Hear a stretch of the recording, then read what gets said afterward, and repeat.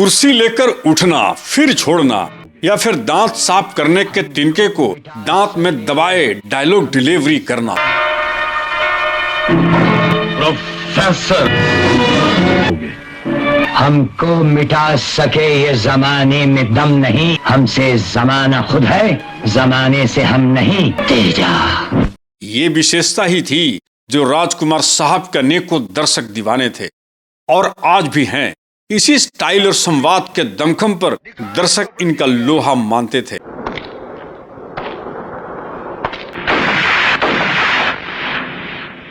हम खैरात नहीं लेते वीर सिंह, हम तुम्हें मारेंगे और जरूर मारेंगे, लेकिन बंदूक भी हमारी होगी, गोली भी हमारी होगी और वक्त भी हमारा होगा। राजकुमार साहब डायलॉग तो बोलते ही थे, लेकिन बोलते वक्त संवाद हो या डायलॉग के चंद शब्दों के बीच अनेकों स्टाइल और अंदाज को भी छोड़ जाते थे। एक ही पत्ती, बिल्ली के दांत गिने नहीं और चला शेर के मुंह में हाथ डालने। बदतमीज हरकतें अपने बाप के साथ घर के आंगन में करना। राजकुमार हिंदी सिनेमा के अकेले ऐसे अभिनेता थे जो सिर्फ बेहतरीन डायलॉग बोलने के लिए जाने जाते थे। इनका स्क्रीन प्रेजेंस इतना दमदार रहता था कि बॉलीवुड के कितने सितारे आए और गए। स्टार्स से लेकर सुपरस्टार तक अनेकों वर्सटाइल एक्टर भी आए। ऐसे कई बड़े स्टार, उनमें अनेकों तरह की खूबियां भी थी जो मामूली स्क्रिप्ट में भी अपनी एक्टिंग के जरिए जान डाल देते थे। लेकिन राजकुमार साहब का जीते जी उनका अपना दौर, अपना स्टाइल कभी खत्म नहीं हुआ। एक दौर ऐसा भी था जब उनकी फिल्मों में जूते से एंट्री के चलन पर सिनेमा हॉल में दर्शकों की तालियां बज उठती थी। वैसे तो इनकी बेहतरीन फिल्में हैं, लेकिन वर्ष 1978 में आई फिल्म कर्मयोगी में राजकुमार के डबल रोल, अभिनय और विविधता के नए आम दर्शकों को देखने को मिले थे। बाप से भी 2 कदम आगे बढ़ चुका है तू। चलने के अंदाज पर सिगार पीने, मफलर के स्टाइल, गले में रस्सी धागे पहनने, शानो शौकत या फिर तेवर चढ़ाकर ऐसे अनेकों डायलॉग बोलने के अंदाज को इनसे बेहतर कोई नहीं हुआ। वीर सिंह और हमारे बीच एक ही सौदा हो सकता है, मौत का। अनेकों हीरो के अनेकों डायलॉग पर्दे पर आए। डॉन को पकड़ना मुश्किल ही नहीं, नामुमकिन है। जब ये 2.5 किलो का हाथ किसी पर पड़ता है ना, तो आदमी उठता नहीं, उठ जाता है। वे डायलॉग चले भी, लेकिन स्क्रीन प्रेजेंस राजकुमार जैसा किसी और हीरो का नहीं रहा। चिनाय सेठ, जिनके अपने घर शीशे के हों, वो दूसरों पर पत्थर नहीं फेंका करते। राजकुमार के समक्ष यानी राजकुमार के साथ अनेकों शानदार सर्वश्रेष्ठ कलाकारों ने काम किया, लेकिन वे अपनी जगह किसी हीरो से कमतर नहीं गिरे। राणा प्रताप सिंह उस सरहद का नाम है जहाँ दहशत भी पहुंचकर दम तोड़ देती है। हवाओं के टकराने से पहाड़ में सुराख नहीं हुआ करते। हिंदी सिनेमा के सर्वश्रेष्ठ कहे जाने वाले दिग्गज सम्राट हीरो दिलीप कुमार के साथ ब्लैक एंड व्हाइट के जमाने में 1959 में पैगाम और बरस बाद 1991 में सौदागर में दिलीप कुमार के सामने थे। ये 2 फिल्में दिलीप साहब के साथ की, लेकिन राजकुमार साहब दिलीप कुमार साहब से संवाद में कमतर कहीं नहीं गिरे। काश कि तुमने हमें आवाज दी होती तो हम मौत की नींद से उठकर चले आते। ये ठाकुर राजेश्वर सिंह इतिहास बताता नहीं, इतिहास लिखता है, इतिहास बनाता है। एक बात की समझ उनमें अच्छी थी कि वे अपनी पोटेंशियल यानी क्षमता को जानते थे। हर तरह के रोल करने के लिए वे आतुर नहीं रहते थे। दुनिया जानती है कि जब राजेश्वर दोस्ती निभाता है तो अफसाने लिखे जाते हैं। वे डायलॉग की धुरी पर ही टिके रहते थे, इससे उनकी ग्रेविटी बनी रही। और जब दुश्मनी करता है तो तारीख बन जाती है। वे अपने अंतिम दिनों में नए उम्र के नाना पाटेकर और गोविंदा के साथ भी अपने शर्तों पर काम किए। हालांकि 1990 के बाद बहुत सारी डी ग्रेड की औसत फिल्में भी किए। 1985 के पहले कुछ अच्छे डायरेक्टरों का साथ उन्हें मिला।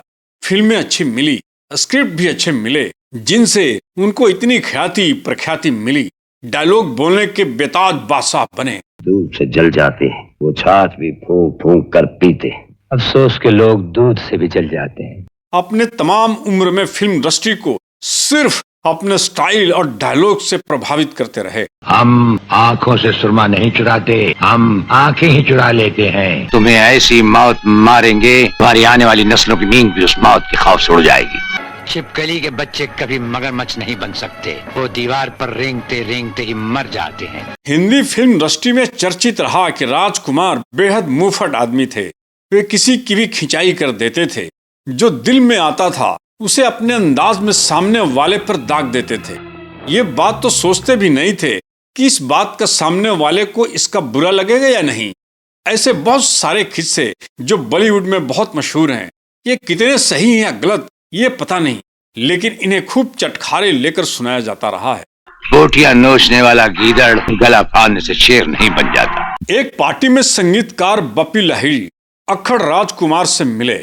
अपनी आदत के मुताबिक बप्पी लहिरी ढेर सारे सोने से लदे हुए थे।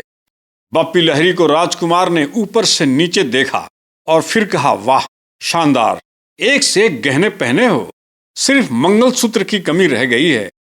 बप्पी का मुंह खुला का खुला ही रह गया। इसी तरह का एक वाक्य और है। जीनत अमान फिल्म इंडस्ट्री में फेमस हो गई थी। दम मारो दम गाना धूम मचा चुका था। फिल्म निर्माता अपनी फिल्म में जीनत को साइन करने के लिए मरे जा रहे थे। एक पार्टी में जीनत का मुलाकात राजकुमार से हुई। जीनत को लगा कि तारीफ के 2-4 शब्द राजकुमार जैसे दिग्गज कलाकार से सुनने को मिलेगी। जीनत को राजकुमार ने देखा और कहा कि तुम इतनी सुंदर हो, फिल्मों में कोशिश क्यों नहीं करती। अब ये बात सुनकर जीनत का क्या हाल हुआ होगा समझा ही जा सकता है। ऐसे अनेकों इस तरह की बातें राजकुमार के बारे में मशहूर हैं। ये बातें कितनी सच हैं या झूठ या अफवाह हैं कहना मुश्किल है। वास्तविकता वही लोग बता सकते हैं जो उनके वक्त में हिंदी सिनेमा में उनके साथ थे। राजकुमार साहब की दिल एक मंदिर और वक्त के लिए फिल्म फेयर सर्वश्रेष्ठ सहायक अभिनेता का पुरस्कार मिला। ये बच्चों के खेलने की चीज नहीं, हाथ कट जाए तो खून निकल आता है। चेतन आनंद एक ऐसे निर्देशक रहे जिनके घर में देव साहब जैसे बड़े स्टार थे, लेकिन अपनी ज्यादातर फिल्मों में राजकुमार साहब को वे पसंद किए। इस अदालत के ऊपर एक और अदालत है। फिल्म इंडस्ट्री में राजकुमार साहब के सबसे अच्छे मित्र चेतन आनंद साहब ही थे। कुलभूषण पंडित उर्फ राजकुमार अब के पाकिस्तान के बल्चिस्तान प्रांत में 8 अक्टूबर 1926 को जन्म हुआ था। फिल्मों में आने से पहले राजकुमार ग्रेजुएट की पढ़ाई पूरी करने के बाद मुंबई के माहिम थाने में सब इंस्पेक्टर थे। वर्ली के सी फेस पर नितांत अकेले रहने वाले राजकुमार अंतिम दिनों में वे कैंसर से ग्रसित हो गए थे। उन्हें तब शायद यह महसूस कर लिया था कि मौत उनके काफी करीब है और अपने पुत्र पुरु राजकुमार को उन्होंने अपने पास बुला लिया था और कहा था, देखो मौत और जिंदगी इंसान की निजी मामला होता है। मेरी मौत के बारे में सिर्फ मेरे मित्र चेतन आनंद के अलावा और किसी को नहीं बताना। ये दुनिया मेरे काम की नहीं। मेरा अंतिम संस्कार करने के बाद ही फिल्म उद्योग को सूचित करना। बॉलीवुड की चमक धमक दिखावे से दूर बड़ी सादगी से राजकुमार साहब निधन के बाद उन्हें पंचतत्व में विलीन किया गया।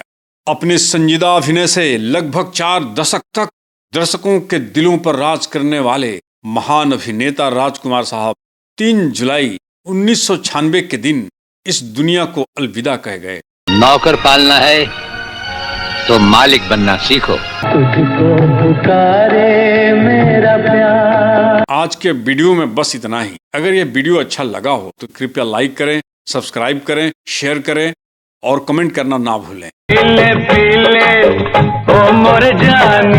धन्यवाद।